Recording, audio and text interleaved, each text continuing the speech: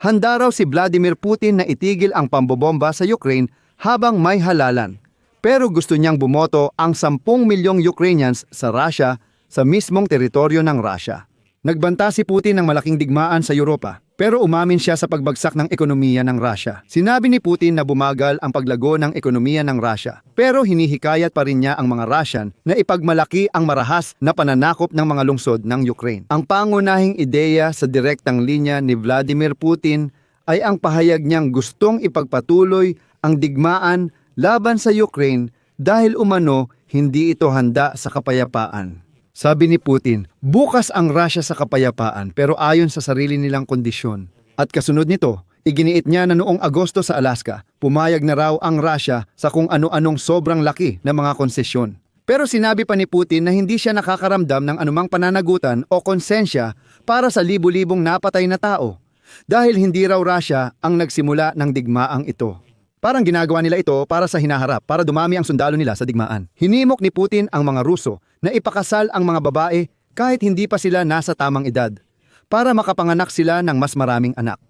Sa huli, sinabi niyang makakabuti lang sa mga Ruso ang pagputol ng internet dahil nasakop ulit nila ang Kupiansk.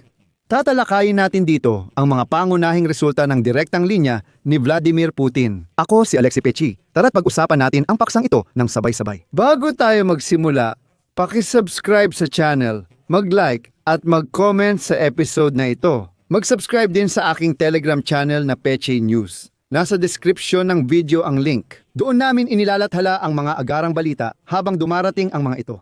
Kaya, ang pinakausap-usapang balita mula sa direktang linya ni Vladimir Putin ay itong litrato na ito, kung saan sa pamamagitan ng short message service ay may isang Russian na nagtanong kay Putin kung bakit siya napakabastos magsinungaling tungkol sa pagsakop sa Kupiansk sa Kharkiv na sinasabing pinarurusahan ng sandatahang lakas ng Ukraine ang mga Russian. Biro lang ito, syempre.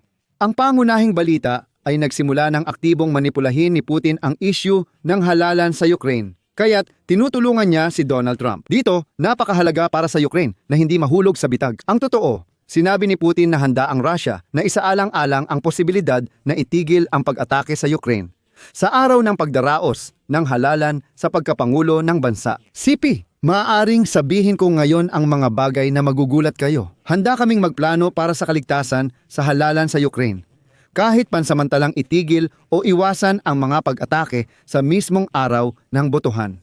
Kasabay nito, idinagdag ni Putin na may natitirang tanong na itinuturing ng Russia na napakahalaga. Sinabi niya na sa teritoryo ng Russian Federation ay mayroong milyon-milyong mamamayan ng Ukraine. At ayon sa kanya, mula 5 hanggang 10 milyon sa kanila ay may karapatang bumoto. Sa kaso ng pagdaraos ng halalan sa Ukraine, ayon kay Putin, may karapatan ang Moscow na hingin sa mga tagapag-organisa na tiyakin ang posibilidad ng pagboto para sa mga mamamayang Ukrainian na nasa Russia sa teritoryo ng Russia. Hihinto muna ako sandali. Una, wala namang karapatan ang mga Ruso na mag-demand mula sa Ukraine. Pangalawa, ano yang sinasabi nilang may 5 hanggang 10 milyong Ukrainian sa Russia? Walang 5 hanggang 10 milyong mamamayan ng Ukraine sa Russia. Gamit ang opisyal na datos ng Russia, mula sa 2021 census, may 884,000 Ukrainian na naninirahan sa Russia. Hindi umabot ng 1 milyon. Pagkatapos sa lakayin ng Russia, halos 2 milyong Ukrainian, kabilang ang 19,000 at 500 batang na-deport ang umalis o dinala sa Russian Federation. Pero napakahirap talagang bilangin ang totoong dami. Dahil marami, maging tapat tayo, ang dumaan sa Russian Federation bilang transit, tapos tumuloy sa Georgia o sa Kazakhstan o sa Europa sa pamamagitan ng Estonia at Sankt, mga bansa sa Baltics at iba pa. Marami ang sapilitang na-Russify. Kahit sa pinakamagaspang na tantiya, wala pang 3 milyon ang tunay na Ukrainians na may pasaporteng Ukraine. Tila tinutukoy din ni Putin ang mga Ukrainian sa mga sinakop na teritoryo na patuloy na humahawak ng kanilang Ukrainian passport. Kung gusto nila, kaya nilang gumawa ng 5 to 10 milyong balota at madali lang iyon para sa kanila. Ngunit ito ay isang tunay na legal na kalokohan. Gaya rin ng mga peking referendum na yan sa mga teritoryong hindi pa nga nasakop ni Putin. Paalala ko lang, Noong taong 22, nagdaos sila ng mga referendum tungkol sa pagkilala sa Kherson, Zaporizhia, Donetsk at Luhansk na parang kunwari bahagi ng Russia. Kahit ang Kherson at karamihan ng Zaporizhia ay hindi pa tunay na nasakop o naokupa. Malinaw na lahat ng mga peking 10 milyong balota na yan ay mapupunta sa isang kandidato na siyempre ay pabor sa Russia.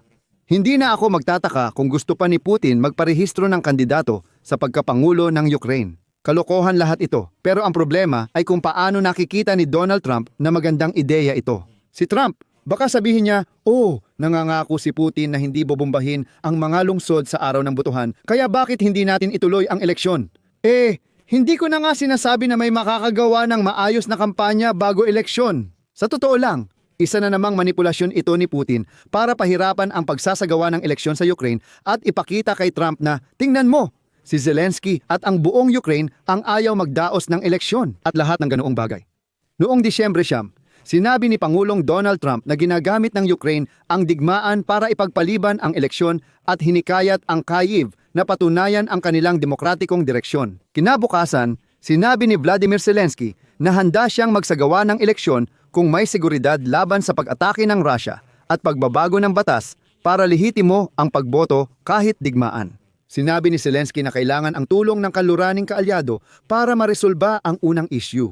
Kung matitiyak ang seguridad, handa ang Ukraine para sa eleksyon sa loob ng 60 hanggang 70 araw, ngunit kailangan ang seguridad para sa pangmatagalan, hindi lang isang araw. Hindi tulad ng sinasabi ni Putin na para lang sa araw ng botohan. Kasabay nito, mapanlinlang na sinabi ni Putin na hindi raw responsable ang Russia sa pagkasawi ng mga tao sa gitna ng labanan sa Ukraine. Sipi, hindi namin itinuturing ang aming sarili na responsable sa pagkasawi ng mga tao dahil hindi naman kami ang nagsimula ng digmaan na ito. Nagsimula ang digmaan matapos ang armadong kudeta sa Ukraine noong 2014 na labag sa konstitusyon. At pagkatapos ay muling nagsalita si Putin ng walang katuturang pahayag na di umano'y ang Kyiv ang umatake sa Donbas. Nasaan kayo sa loob ng 8 taon? At ang Russia daw ay matagal na hindi kinikilala ang kasarinlan at kalayaan ng mga tinatawag na pseudo-quasi Luhansk People's Republic, Donetsk People's Republic. Kasabay nito, pinipilit ng Moscow na kilalanin sila ng Kyiv ayon sa Minsk Agreements. Pagkatapos sabihin ni Putin na niloko tayo, napilitan ang Russia na gamitin ang armadong puwersa para salakayin ang Ukraine at tapusin ang digmaan. Ewan ko lang, baka mga hindi pa naliligo na Ruso lang ang maniniwala dyan. Ikinuwento ni Putin ang isang alamat na sa Alaska. Habang kausap si Trump, nagbigay ng sobrang konsesyon ang Russia pero sinira ito ng mga Europeo. Sinabi rin ni Putin na handa na raw ang Russia na magkasundo kahit bukas na pero hindi raw nila magawa dahil wala raw silang makakausap sa Ukraine para gawin ang kasunduang iyon. Kaya una, eleksyon muna. Tapos mag-iimbento na naman siya ng kung ano-ano at sa ganitong paraan pwedeng maghanap ng mga palusot ng taon-taon. Sayang, hindi ito lubos na nauunawaan ni Trump. At pati si Putin na tagapamayapa ay hindi rin nagtagal dito at lumabas ang tunay na pagkarusya niya. Hayagang sinabi ni Putin na, ayon sa kanya, nangangati na ang kanyang mga kamay na ipagpatuloy ang digmaan laban sa Ukraine na ayon kay Putin ay hindi nagpapakita ng kahandaang makipagkapayapaan ayon sa kanyang sariling mga salita. Nang makita namin ang ginagawa nila sa sibilyan, talagang nangangati ang aming mga kamay. Handa kaming magpatuloy at tapusin na ang halimaw na ito. Dito, mas maiintindihan ng mga Ukrainyano ang kwento kaysa sa alamat ng Batang Naka brief. Ikinuwento niya ang bagong alamat tungkol sa mga lolang binaril, na siya mismo raw ay nakakita kung paano binaril ng mga Nazi ng Ukranya ang mga lola. At pagkatapos nito, sinabi niya na ayaw ng Ukranya ng kapayapaan. Sipi, sa ngayon wala pa kaming nakikitang ganitong kahandaan mula sa Ukranya. Gayunpaman, alam namin at nararamdaman ang ilang senyales, kasama mula sa rehimeng Kyiv na handa silang makipag-usap. Ang tanging gusto kong sabihin, palagi rin naming sinasabi ito. Handa kami at nais naming tapusin ang sigalot na ito sa mapayapang paraan. Batay sa mga prinsipyong ito na aking inilahad noong Hunyo ng nakaraang taon sa kagawaran ng ugnayang panlabas ng Federasyon ng Rusya at sa pakikilahok sa pagtugon sa mga pangunahing dahilan na nagdulot ng krisis na ito. Ang bola ay ganap na nasa panig ng pinuno ng rehimeng Kyiv at ng kanilang mga taga-suportang Europeo. Nagbanta si Putin sa Europa sa posibleng kahihinatnan kapag kinumpiska ang frozen na ari-arian ng Rusya. Aniya, posible na ang digmaan laban sa Europa. Bagamat ilang araw lang ang nakalipas, tinawag niya itong kalokohan. Ininsulto pa niya si Mark Rutte, kalihim general ng NATO. na parang hindi nito naririnig ang pahayag ni Putin na hindi na raw sasakupin ng Rusya ang Europa. Ipinapakita dito ang pagiging bipolar ni Putin at nakakatuwa kung paano niya biglang naaalala ang international na batas. Kapag napag-uusapan ang mga na-freeze na asset ng Rusya, sinabi ni Piña na kung kukunin ng European Union ang mga na-freeze na asset ng Rusya, ipagtatanggol ng Moscow ang kanilang interes sa mga korte. CP, ang pagnanakaw ay lihim na pagkuha ng ari-arian. Pero dito, sinusubukan nilang gawin ito ng lantaran. Pang-aagaw ito. Pero bakit hindi nila magawa? Dahil maaaring mabigat ang epekto para sa mga magnanakaw. Ipagtatanggol namin ang aming mga interes. Una sa lahat sa mga korte, susubukan naming humanap ng tirahan na magiging malaya sa mga desisyong pampolitika.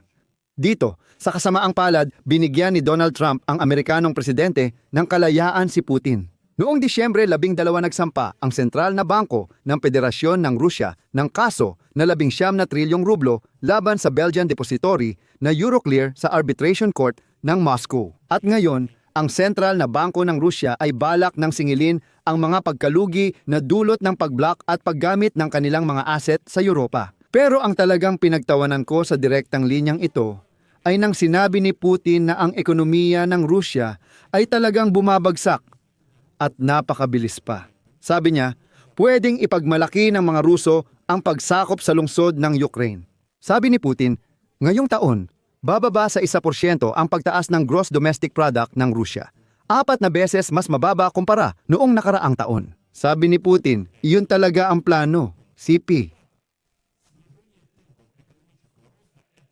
Isang sinadyang, pinag-isipang hakbang, kabayaran para mapanatili ang kalidad ng ekonomiya. Pero sa harapan, sumusulong ang hukbong Ruso sa buong linya ng labanan at ang kalaban ay umatras sa ilalim ng kontrol ng mga Ruso. Ilang linggo na ang nakalipas nang mapasakamay ang lungsod ng Kupiansk, kung saan napalibutan ang 15 batalyon ng sandatahang lakas ng Ukraina na may bilang na 15,000 katao at napasailalim din sa kontrol ang lungsod ng Volchansk. At sa huli, nagbigay si Putin paumanhin ng payo sa mga nanay ng Russia. Sabi ni Putin, dapat tularan ng mga Russian ang mga republika sa Caucasus kung saan maagang nagkakasal. Ayon sa kanya, ito raw ay magpapataas ng bilang ng mga ipinapanganak at magbibigay ng mas maraming karne ng kanyon sa hinaharap para sa digmaan. At patawarin niyo ako, pero sa dulo ng episode ay babanggitin ko mismo ang eksaktong sinabi ni Putin. Sa Caucasus, maganda ang tradisyon nila ng pagpapakasal ng mga anak sa murang edad. Nakausap ko si Kadyrov, malaki ang pamilya niya. Dapat tularan natin sila.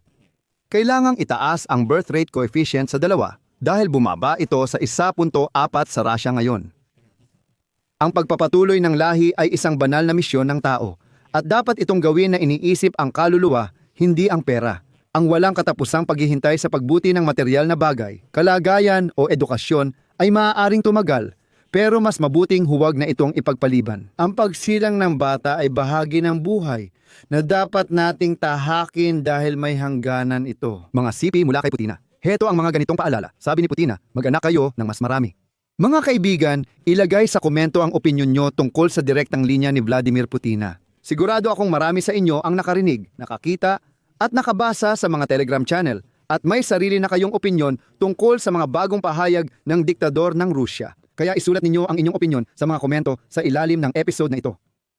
Nakakabahala talaga ang balita at nauunawaan ko na marami ang napapagod dahil sa dami ng impormasyon. Nabubuhay tayo sa patuloy na stress, kaya normal lang mapagod. Sa totoo lang, kung nararamdaman mo na parang nasa sukdulan ka na parang naubos na ang iyong enerhiya at wala nang nagpapasaya sa'yo, may mga rekomendasyon ako para sa'yo. Ito ang YouTube channel ni Bobby Rapsay, isang mahusay na psychologist na nagpapaliwanag ng mahihirap na prosesong psikolohikal gamit ang mga balita araw-araw nang hindi gumagamit ng komplikadong termino. May inilabas nga siyang napakagandang episode tungkol sa kung bakit tayo nakakaramdam ng pagod kahit wala namang trabaho at kung paano natin ito malalampasan. Ang link ng YouTube channel ni Bobby Rapsay ay nasa description ng video na ito. Siguraduhing bisitahin, mag-subscribe at panoorin ang mga pinakabagong episode. Napakakapakipakinabang ng mga ito, talagang nakakatulong. Alam mo yon, para luminaw ang isip mo. Sige, magpatuloy tayo. Kung nakatulong sa inyo ang episode na ito, Suportahan ninyo ang YouTube channel na ito sa pamamagitan ng donasyon o paid subscription gamit ang mga link sa video description. Iyon lang, ingatan ninyo ang inyong sarili. Paalam sa lahat. Subtitles.